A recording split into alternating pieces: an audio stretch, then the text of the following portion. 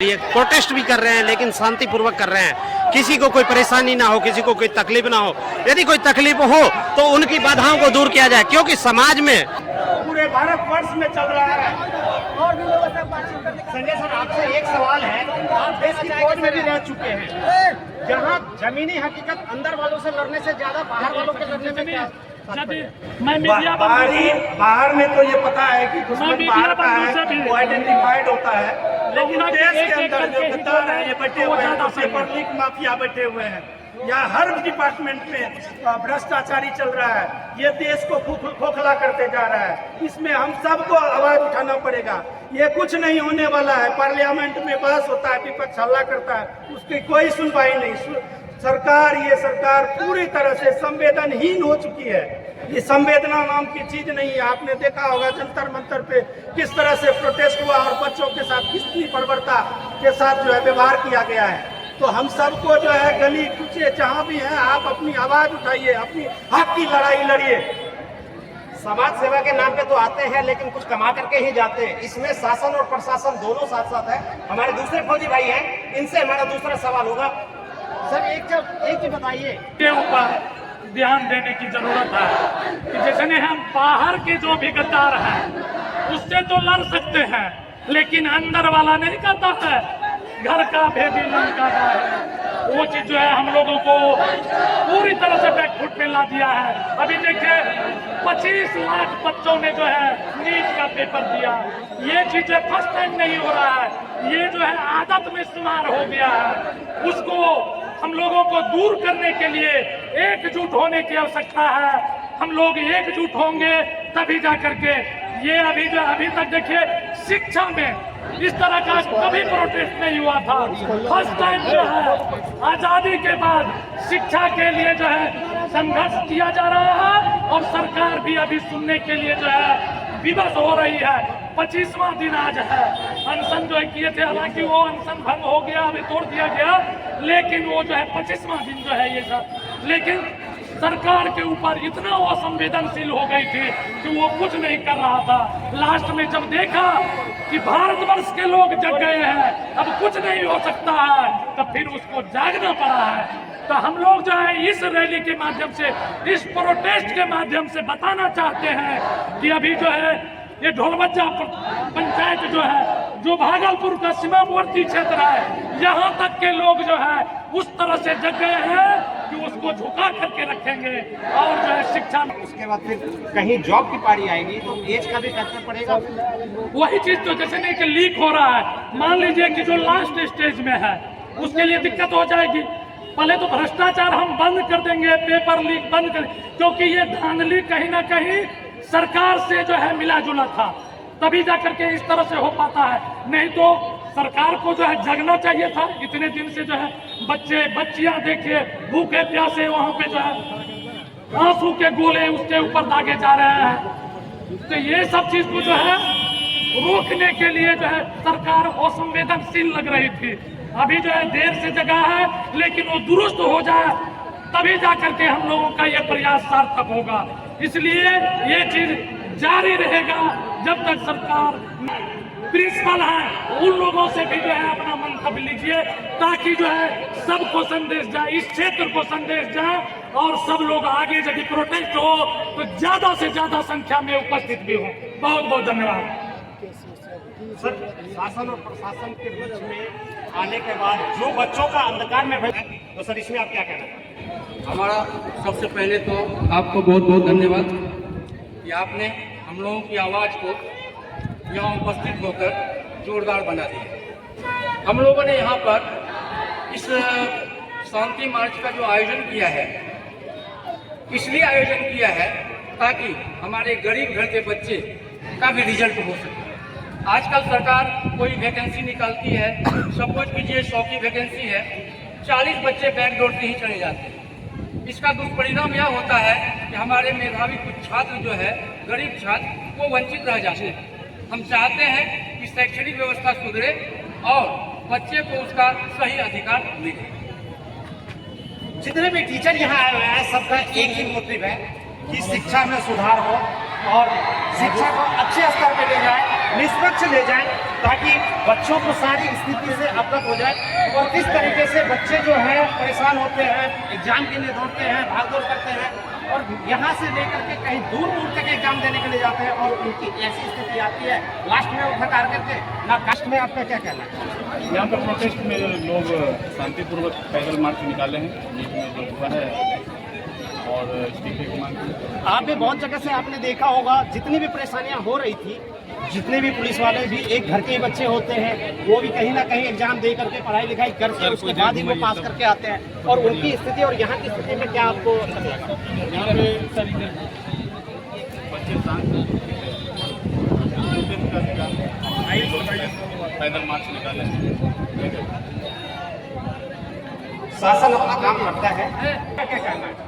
ये राजनीति जो भी हो, आज तो हम एक शिक्षक के रूप में केंद्रीय सरकार जो देश के प्रधानमंत्री हैं उनसे यह निवेदन करना चाहते हैं कि एक शिक्षक होकर के, हम लोग एक प्राइवेट शिक्षक होकर के आज सड़क पर उतरना पड़ रहा है। बस हम लोग का यही मांग है सर कि आप जो है कि कोई भी सरकार जो है माई बाप होता है प्रजा का, तो आपसे हम क्या मांगना चाहते हैं? हम तो यही कहना चाहते हैं कि एजुकेशन सिस्टम में आप सुधार कर दीजिए, आप जो है पेपर लीक जो है बंद कर दीजिए और हम लोगों का जो है यानी शिक्षा में जो हो रहे भ्रष्टाचार है उसमें आप सुधार कर दीजिए।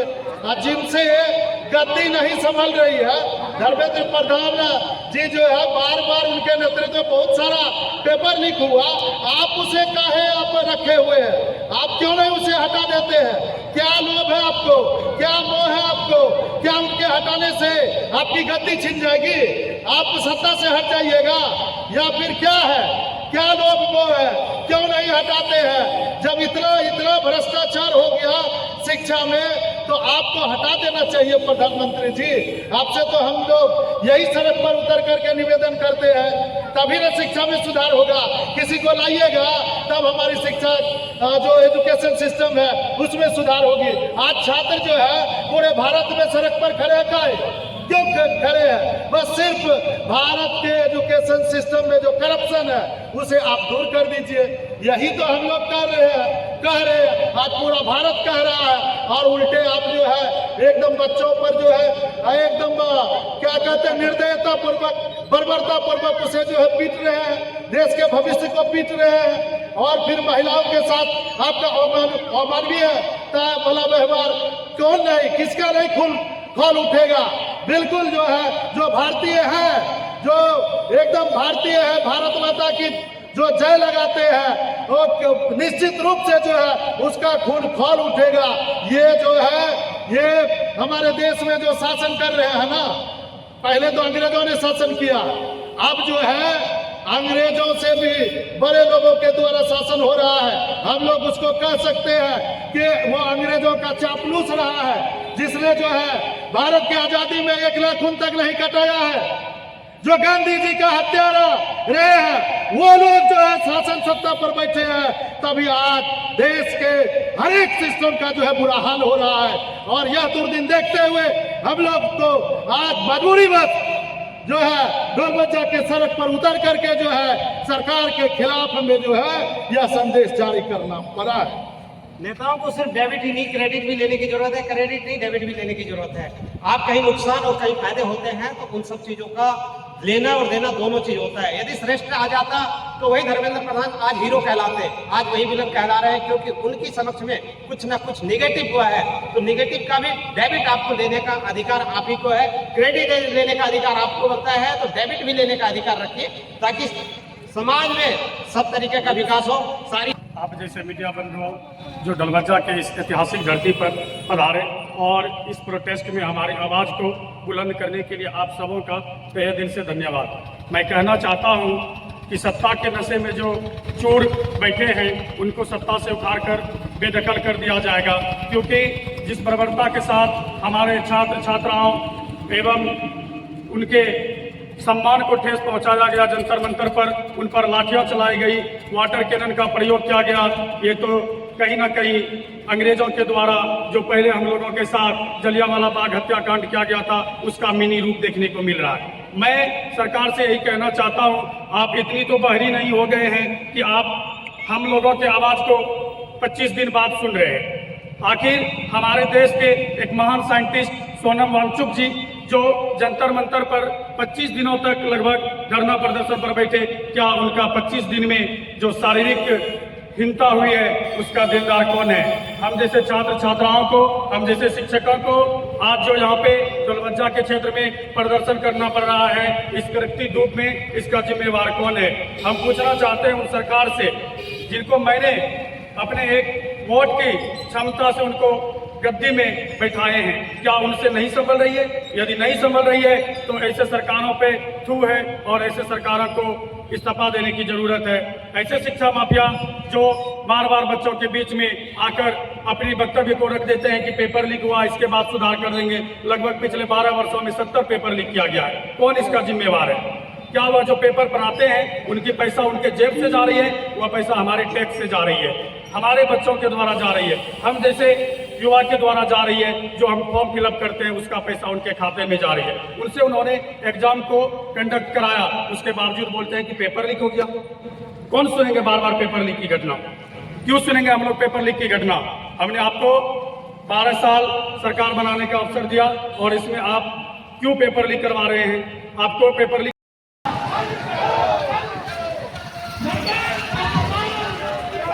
एक कॉर्नर पकड़ीला सही होय था।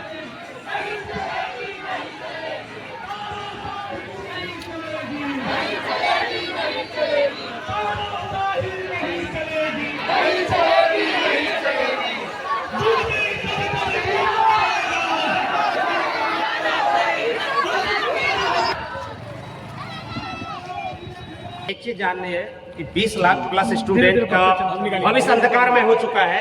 एक नीट के एग्जाम देने के लिए नहीं कुछ तो करीबन बच्चों को मिनिमम भी यदि 5,000 का भी एवरेज ले, आने जाने से खर्चा से लेकर के सब कुछ का, तो 20 लाख बच्चों में कितने करोड़ों का नुकसान हुआ है। और उसकी आर्थिक स्थिति ऐसी होती है कि बच्चों को लोग पढ़ाने से लेकर के जाने तक लोग हर अपने बच्चों को सोचता है कि अच्छे से अच्छे स्कूल में एडमिशन कराए ताकि हमारा बच्चा नीट में पास कर चुके, किसी चीज में हो सके।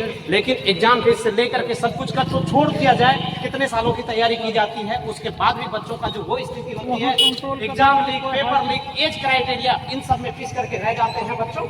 और बच्चों के साथ में परिवार का भी अंधकार में भविष्य हो जाता है, जिसके कारण की हर तरीके से स्थिति ना सुधार हो जाती है। और वही बच्चे फिर आगे चल करके कोई गलत रास्ते पे अपनाते हैं, कोई कुछ रास्ते अपनाते हैं, फिर कहते हैं कि समाज में एक नई कुरीति पैदा हो गई है, बेरोजगारी पैदा हो गई है। बेरोजगारी से अच्छा है कि पहले भ्रष्टाचार को दूर किया जाए। भ्रष्टाचार यदि दूर होगा तो समाज का विकास स्वयं होगा। Thank you. आप देख रहे थे एक